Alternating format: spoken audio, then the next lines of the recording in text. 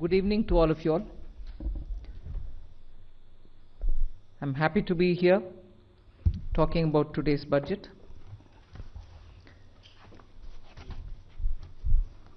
The budget actually says several things about our path towards Vikasit Bharat. It has invested in agriculture.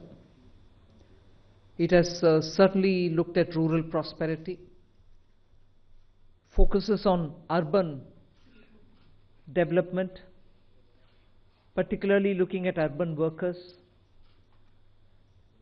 and continues to lay emphasis on reforms. 6 specified sectors have been identified, and I spoke about it in the budget. Sectors in which we will continue our reform agenda.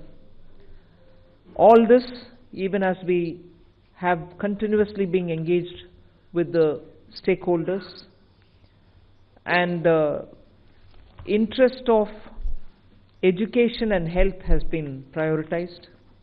When we're talking about education, from a child in a daycare center, portion for women, lactating mothers, till the level of getting skilling done, and also for artificial intelligence and digital reading material for students and in school and colleges.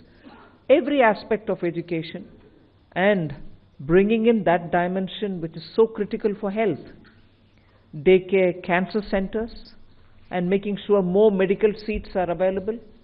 These are kind of things with which I'm trying to highlight. The approach in this budget has been pointed on areas which definitely need immediate intervention, outlays, and action along with the states. So Vikasit Bharat is not just being described. I've given you also what we mean by Vikasit Bharat, or what is it that we expect to achieve for Vikasit Bharat. So this budget actually has given you several things on which you can understand how this economy is being planned to take forward a route towards Vikasit Bharat. Secretaries have joined me. All of them would also come in to explain or answer and give clarity and so on. But one thing which I certainly would like to highlight is responding to the voice of the people, which is what Prime Minister Modi is known for in his administration. It's a very responsive government. And as a result, the income tax simplification, which I announced in July, is already completed in its works, and we shall bring the bill in the next week. So the income tax simplification, about which in July budget I have gone in detail to say, the work is completed within 6 months is what I said. Within 6 months we've brought the bill. It will be coming into the parliament next week.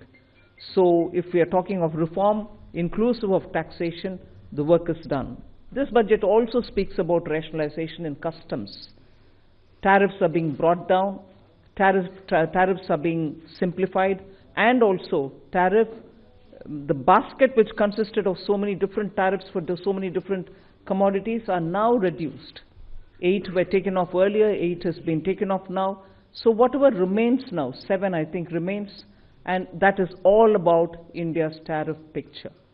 So the usual narrative which goes on, saying is India being too heavy on tariffs? No, you find that we've drastically reduced and also simplified.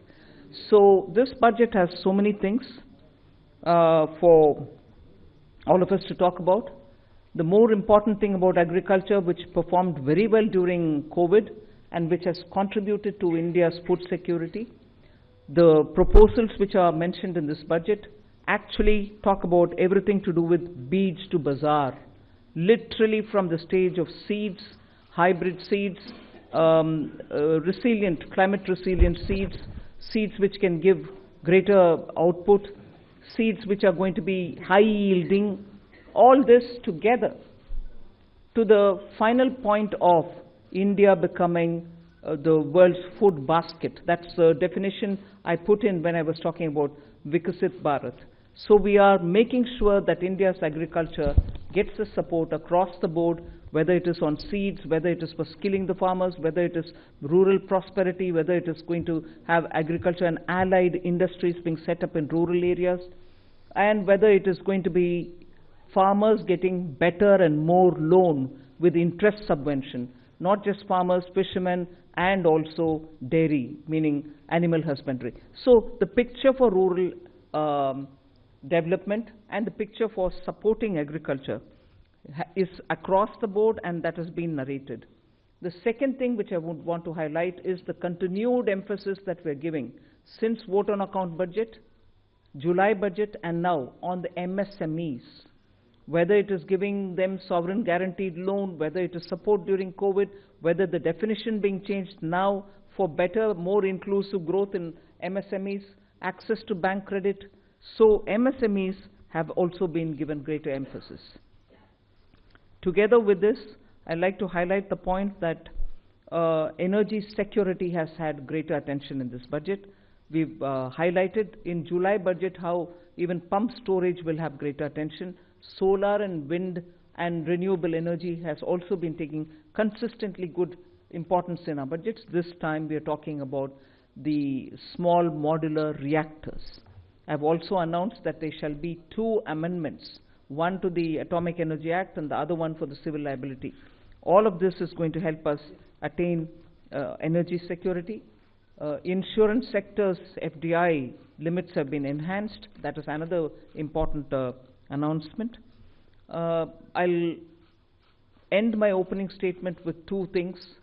There is no reduction in the public spending on capital expenditure.